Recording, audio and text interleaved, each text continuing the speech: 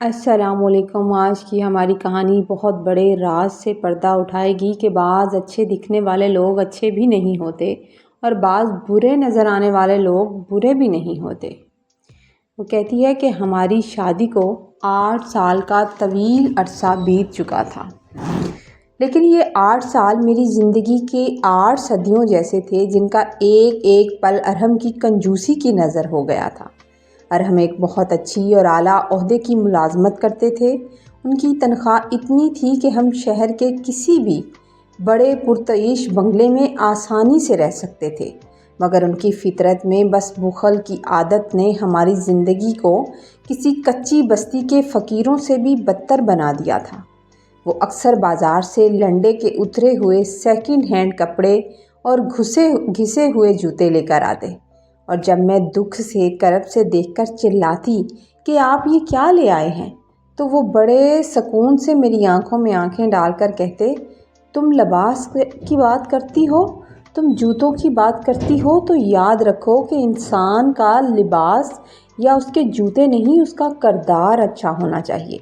ان کی یہ فلسفانہ باتیں میرے دل کو چھلنی کر دیتی۔ مجھے ایسا لگتا جیسے وہ اپنی کنجوسی کو چھپانے کے لیے ان الفاظ کا سہارا لیتے ہیں، مجھے تسلی دینے کی کوشش کرتے ہیں، جبکہ میرا دل ان کے اس رویے پر خون کے آنسو روتا تھا کہ آخر ان کی کوئی اولاد بھی نہیں ہے جس پر انہیں خرچہ کرنا پڑے، پھر وہ اتنی کنجوسی کیوں کرتے ہیں؟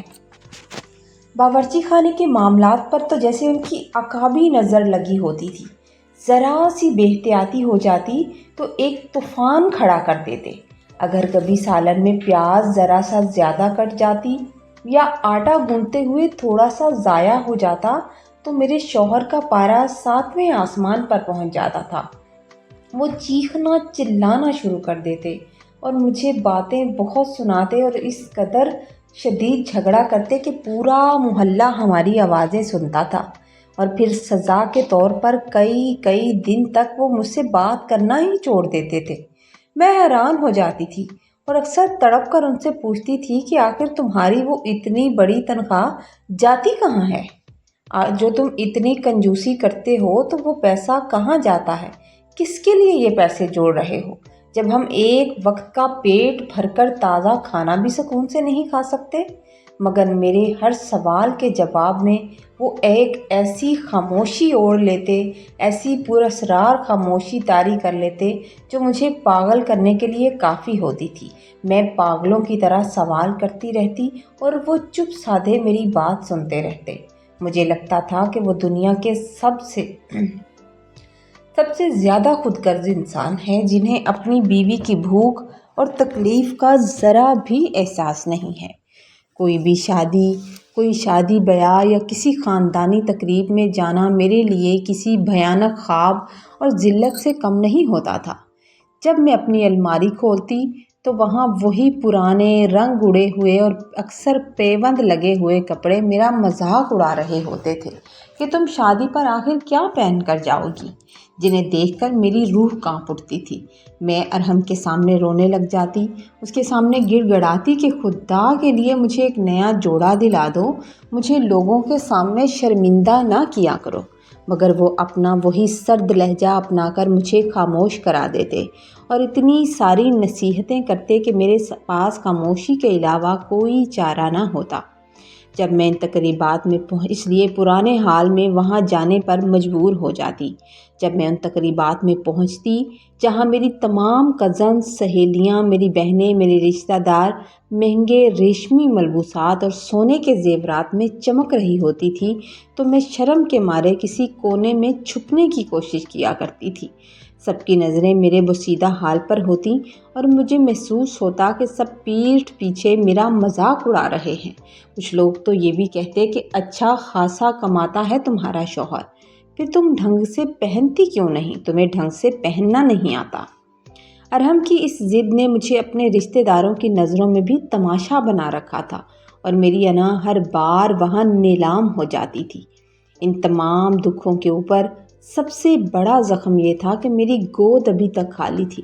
اتنے سال ہو گئے تھے، میں 8 سال سے اولاد کے لیے ترس رہی تھی، ہر دعا مانگ لی لیکن اللہ تعالیٰ نے نہیں سنی۔ میں اکثر تھک کر ارحم سے کہتی کہ تم دوسری شادی کیوں نہیں کر لیتے؟ ہو سکتا ہے میرے اندر کوئی مسئلہ ہو جو اللہ تعالیٰ اولاد نہیں دے رہا، شاید اللہ کسی اور کے نصیب سے ہمیں اولاد دے دے۔ مگر وہ دو ٹوک انکار کر دیتے کہ وہ مجھے نہیں چھوڑیں گے، نہ وہ مجھے چھوڑیں گے اور نہ دوسری شادی کریں گے۔ لوگ میرے پیچھے باتیں کرتے کہ اللہ نے ارحم کو اولاد کی نعمت سے اس لیے دور رکھا ہے کیونکہ اس کا دل بہت چھوٹا ہے، وہ بہت بخیل ہے، وہ بہت کنجوس ہے، اسی لیے اللہ تعالیٰ نے اسے اولاد سے نہیں نوازا، اس لیے اسے اللہ تعالیٰ نے اولاد سے دور رکھا ہے۔ اسی طرح محلے والی عورتیں طنزاً کہتی تھیں کہ جس شخص سے اپنی بیوی کے اخراجات پورے نہیں ہوتے، جو اسے نئے کپڑے نئے جوتے بنا کر نہیں دے سکتا، وہ یتیموں والی زندگی بسر کرتی ہے، وہ دوسری شادی کے خرچے اور بچوں کی ذمہ داری کیسے اٹھائے گا؟ یہ انسان دوسری شادی نہیں کر سکتا۔ اس کنجوس کی پہلی بیوی ہی پہلے ہی دانے دانے کو ترستی ہے، دوسری آئے گی تو وہ بھی فاقے کرے گی۔ اور میں بھی ان کی باتیں سن کر اکثر یہ سوچنے پر مجبور ہو جاتی تھی کہ ارحم کا دل اتنا تنگ کیوں ہے، اس کا دل اتنا چھوٹا کیوں ہے کہ وہاں کسی نئی زندگی یا کسی بچے کی پرورش کے لیے بھی کوئی گنجائش نہیں ہے۔ آخر یہ اتنے پیسے کرتا کہاں ہے؟ ارحم کی کنجوسی کے دن اسی طرح تلخیوں اور محرومیوں کے سائے میں گزر رہے تھے۔ وہ اپنے لیے بھی کچھ نہیں خریدتا تھا۔ اسی بات کا مجھے غصہ آتا تھا کہ آخر وہ پیسے کہاں کرتا ہے۔ میری زبان پر شکایتوں کا سلسلہ کبھی ختم نہیں ہوتا تھا۔ اکثر میری سہیلیاں میرا مرجھایا ہوا چہرہ، میرا اترا ہوا چہرہ دیکھتیں اور پرانے کپڑے دیکھ کر ہمدردی جتاتیں اور کہتیں کہ تمہیں ڈر نہیں لگتا جو تم شوہر سے ہر وقت جھگڑا کرتی رہتی ہو؟ شوہر سے جھگڑا مت کیا کرو، وہ اتنی اچھی نوکری کرتا ہے، کل کو وہ اگر تمہاری بد زبانی سے تنگ آ گیا، تمہاری تو اولاد بھی نہیں ہے، دوسری شادی کر کے لے آیا تو کہاں جاؤ گی؟ میں اس کی بات سن کر اپنے شوہر کی اوقات کا مذاق اڑاتے ہوئے کہتی تھی کہ اڑے چھوڑو بھی، جس شخص کا یہ حال ہو کہ وہ پہلی بیوی کے منہ سے نوالا چھین کر کہتا ہے اسے بچا کر رکھو کل کو کام آئے گا، وہ بھلا دوسری شادی کرے گا؟ دوسری شادی کے اخراجات اٹھائے گا کیا؟ میری یہ باتیں سن کر میری دوستیں بھی ہنس دیا کرتی تھیں اور میں ان کے بیچ بیٹھ کر اپنے شوہر کی بخیل ہونے کا مذاق اڑایا کرتی تھی۔ پورے محلے میں میرے شوہر کی بخیلی کے قصے مشہور تھے اور سب کو یہی لگتا تھا کہ وہ صرف پیسے کا پجاری ہے جو کسی دوسرے انسان پر ایک دھیلا بھی خرچ نہیں کرتا۔ انہی دنوں میرے شوہر کی طبیعت کچھ گری رہنے لگی۔ مجھے ایسا لگتا تھا جیسے وہ کچھ پریشان ہے، کچھ چھپاتا ہے مجھ سے۔ جب میں اس سے بحث کرتی تو وہ بڑی خاموشی سے مجھے دیکھتا رہتا اور کہتا کہ شکر کرو، اللہ کا شکر کیا کرو، شوہر تمہارے سر پر سلامت ہے۔ کچھ ایسی عورتیں بھی ہیں جن کے سر پر شوہر کا سایہ تک نہیں ہوتا۔ کبھی سوچا ہے کہ وہ کس حال میں گزارا کرتی ہوں گی؟ میں ان کی ان باتوں کو ہمیشہ کی طرح فضول سمجھ کر سر جھٹک دیا کرتی تھی۔ مجھے لگتا تھا کہ یہ بس اپنے بچت کی عادت کو چھپانے کے لیے بہانے ڈھونڈتا ہے اور مجھے تسلی دینے کی کوشش کرتا ہے۔ اسی طرح آہستہ آہستہ وقت اپنی رفتار کے ساتھ گزرتا چلا گیا اور ایک منحوس دن جب میرے شوہر کی طبیعت اچانک بہت بگڑ گئی، بہت زیادہ خراب ہو گئی، ہاسپٹل لے کر جاتے ہوئے انہیں دل کا دورہ پڑا جو جان لیوا ثابت ہوا۔ ارحم کے انتقال کے بعد میرا دل بہت برا تھا، میرا حال بہت برا تھا، مگر دکھ سے زیادہ مجھے یہ فکر کھائے جا رہی تھی کہ میرا کیا بنے گا؟ اس بخیل انسان نے کبھی میرے ہاتھ پر 2 روپے تک نہیں رکھے تھے جسے میں کبھی برے وقت کے لیے جمع کر سکتی یا کوئی چیز ہی لے لیتی۔ جنازہ اٹھ گیا اور مہمانوں کے رخصت ہونے کے بعد جب میں اس خالی اور ویران گھر میں بالکل اکیلی رہ گئی، کیونکہ کافی دن گزر گئے تھے، آہستہ آہستہ سب لوگ اپنے گھروں کو جانے لگے، تو مجھے اپنے فاقوں کا ڈر ستانے لگا تھا۔ میں اکیلی بیٹھ کر روتی اور کہتی تھی کہ خود تو چلا گیا مگر مجھے اس حال میں چھوڑ گیا۔ اب وہ بھوکی سوکھی روٹی جو پہلے ملتی تھی شاید اب وہ بھی نہ مل سکے۔ گھر میں جو تھوڑا بہت راشن بچا ہوا تھا وہ چلتا رہا، پھر میں نے سوچا کہ اب کس کے آگے ہاتھ پھیلاؤں گی۔ ایک دن میں بے بسی کے عالم میں میری نظر اس پرانے لوہے کے صندوق پر پڑی جسے میرا شوہر اپنی جان سے زیادہ حفاظت کرتا تھا۔ ہر وقت اس کو صاف کرتا، اس میں چیزیں تہہ لگا کر رکھتا اور اپنی ہر ضروری چیز اس میں رکھتا تھا اور اسے ہمیشہ ایک بھاری تالے میں مقفل رکھتا تھا۔ میرے دل میں خیال آیا کہ اب اسے ہر صورت توڑنا چاہیے، دیکھوں تو صحیح کہ اس کے اندر ہے کیا۔ شاید کوئی ایسی چیز مل جائے جو اس کڑے وقت میں میری بقا کا ذریعہ بن سکے، شاید کچھ پیسے مل جائیں جو وہ جوڑ کر رکھتا ہو۔ اب اسے چھونے کی بھی، اور کیونکہ اس صندوق کو وہ مجھے چھونے کی بھی اجازت نہیں دیتا تھا، میں نے اپنی تمام تر ہمت جمع کی اور ایک بھاری ہتھوڑے سے اس صندوق کا زنگ آلود تالا توڑ ڈالا۔ میں نے جیسے ہی اس صندوق کا تالا توڑا، میرا دل تیزی سے دھڑک رہا تھا۔ جیسے ہی میں نے صندوق کا ڈھکن اٹھایا تو وہاں جائیداد کے کچھ کاغذات اور ایک بینک کی چیک بک رکھی ہوئی تھی، جسے دیکھ کر میں نے اللہ کا شکر ادا کیا، لمحہ بھر کے لیے خدا کا شکر ادا کیا کہ چلو کچھ تو سہارا ملا، اس بینک میں کچھ نہ کچھ ہوگا۔ مگر جیسے ہی میں نے ان دستاویز کو غور سے پڑھنا شروع کیا تو میرے پیروں تلے سے زمین نکل گئی اور میرے ہوش اڑ گئے۔ میرے شوہر نے 2 پلاٹ خرید رکھے تھے، جن میں سے ایک تو میرے نام پر تھا، لیکن دوسرا پلاٹ زویا نامی کسی نامعلوم عورت کے نام پر تھا۔ میں یہ دیکھ کر دنگ رہ گئی کہ آخر وہ عورت کون ہے؟ کیا اس کی دوسری بیوی ہے؟ میری حیرت کی انتہا نہ رہی کہ یہ عورت کون ہے جس کا تذکرہ ارحم نے 8 سالوں میں کبھی نہیں کیا۔ کیا اسی وجہ سے وہ شادی نہیں کرنا چاہتا تھا دوسری؟ کیا اسی وجہ سے اسے اولاد کی ضرورت نہیں تھی؟ میں نے مزید صندوق کو چیک کرنا شروع کیا تو وہاں بہت سے خط اور منی آرڈر کی رسیدیں ملی تھیں، جن سے یہ خوفناک انکشاف ہوا تھا کہ ارحم اپنی کمائی کا آدھے سے زیادہ حصہ ہر مہینے نہایت رازداری سے اس عورت کو بھیجتا رہا ہے۔ وہ شخص جو گھر میں پیاز کی ذرا سی ضیاع پر طوفان کھڑا کر دیتا تھا، وہ اتنی بڑی رقم کسی اور پر لٹا رہا تھا۔ میں یہ دیکھ کر حیران رہ گئی۔ ان خطوط کو پڑھتے ہوئے میرے پیروں تلے سے زمین نکل گئی تھی، کیونکہ ارحم نے وہاں کسی مجبوری کا ذکر کیا تھا اور سب سے بڑھ کر یہ کہ وہاں بچوں کا تذکرہ بھی موجود تھا۔ یہ دیکھ کر تو میرا کلیجہ منہ کو آ گیا اور مجھے یقین ہو گیا کہ میرے شوہر نے میرے ساتھ ضرور کوئی بڑا دھوکہ کیا ہے۔ آخر اس شخص نے دوسری شادی کر رکھی ہے اور وہاں اس کے بچے بھی ہیں۔ میں سوچنے لگی کہ اس نے یقیناً چھپ کر دوسری شادی کی ہے اور اس میں اس کے بچے بھی ہوں گے، اس لیے اسے میری اولاد ہونے یا نہ ہونے سے کبھی فرق نہیں پڑتا، کیونکہ اس نے کبھی اپنے الفاظ سے یہ نہیں کہا تھا کہ اسے بچوں کے ہونے یا نہ ہونے سے کوئی فرق پڑتا ہے۔ اس دن میں جتنا روئی میں شاید اپنی زندگی میں کبھی نہیں روئی، کہ اس شخص نے ساری زندگی مجھے چیزوں کے لیے ترسنے پر مجبور کیا اور اپنے پیسے باہر کسی عورت پر لوٹاتا رہا۔ میں ساری زندگی ایک نئے جوڑے اور ایک اچھے نوالے کو ترستی رہی، خاندان کے لوگ میرا مذاق بناتے رہے اور یہ شخص میری پیٹھ پیچھے اپنی دوسری فیملی پر دولت کے ڈھیر لگاتا رہا۔ کیا مجھے کنجوسی صرف اس لیے دکھاتا تھا کہ میری اولاد نہیں تھی؟ میرے دل میں انتقام کا جذبہ بیدار ہونے لگا، مجھے اپنے شوہر سے نفرت سی ہونے لگی۔ میں نے تہیہ کر لیا کہ میں اس زویا نامی عورت کا پتہ لگاؤں گی کہ وہ کون ہے جس نے میری زندگی برباد کی۔ میں روبرو مل کر اس سے پوچھوں گی کہ اس نے کس طرح میری زندگی برباد کی۔ میں نے ان خطوط میں درج پتے کو اپنے پاس محفوظ کر لیا، پتے کو محفوظ کیا اور اس انجان عورت کے گھر جانے کی تیاری شروع کر دی۔ میں جب غصے اور انتقام کی آگ لیے اس پتے پر پہنچی تو میرے وہم گمان میں بھی نہ تھا کہ وہاں کا منظر کیا ہوگا۔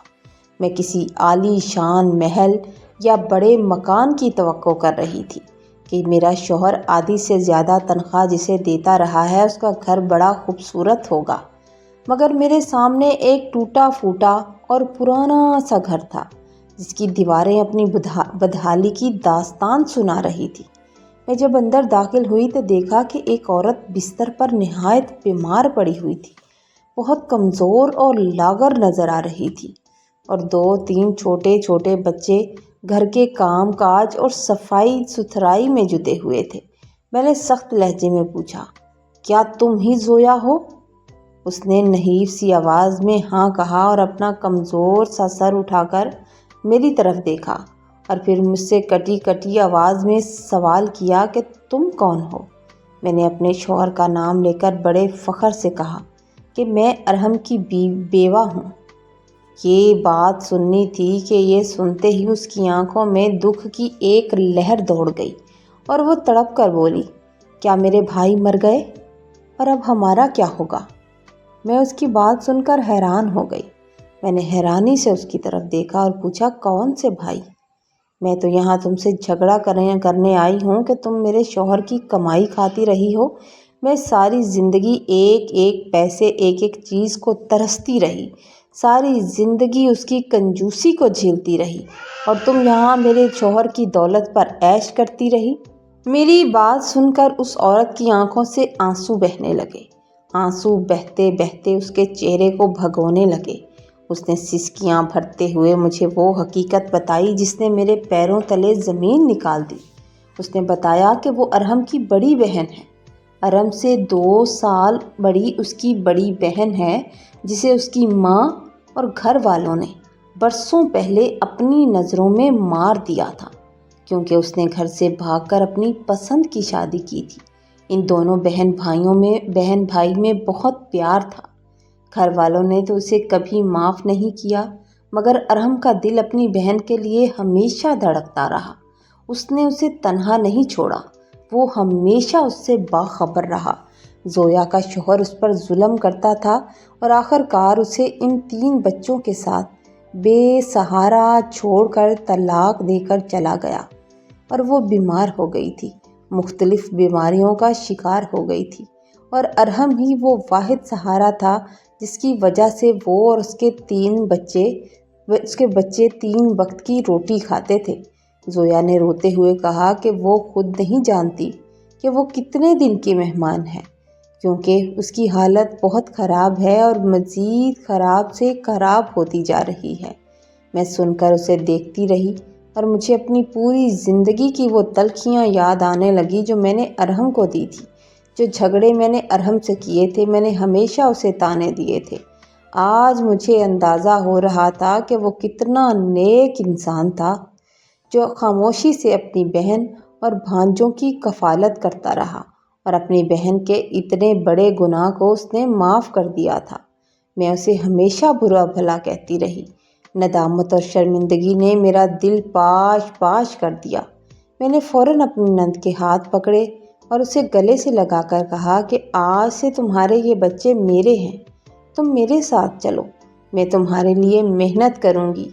میں زویا اور ان بچوں کو اپنے ساتھ اپنے گھر لے آئی تھی اور ان کی ماں بن کر ان کی پرورش کرنے لگی تھی۔